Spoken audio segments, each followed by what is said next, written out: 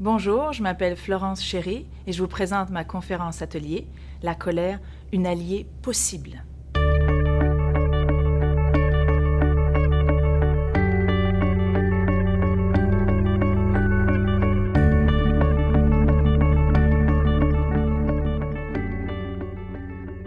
On parle beaucoup de la colère. On l'exprime peu et on ose encore moins la vivre tellement elle est mal vue dans notre société où le contrôle de soi-même est de mise. Pourtant, dès les premiers jours, l'enfant vit de la colère qui traduit une insatisfaction, un besoin non comblé. Le problème, c'est pas d'être en colère, c'est ce qu'on fait avec, les actions que l'on prend lorsqu'on la ressent. Alors si la colère devenait une alliée, une émotion à écouter, à entendre, à ressentir, qui peut nous montrer le chemin vers plus de satisfaction.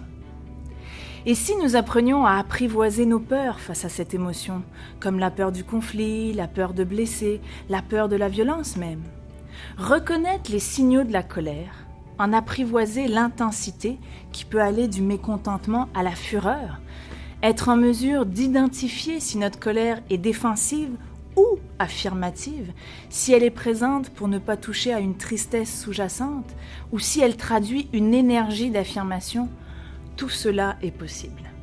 Voir la colère sous l'angle de l'émotion alliée plutôt que l'émotion à réfréner permet de retrouver du pouvoir sur sa vie pour s'occuper de ses besoins, de s'affirmer dans ses limites, son territoire notamment.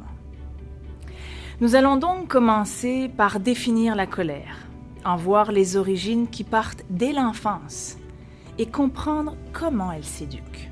Nous allons par la suite explorer les différents types de colère, défensive ou non, s'attarder sur les différents rôles de la colère, pour ensuite identifier les moyens concrets pour faire de la colère une alliée et vivre sainement avec cette émotion.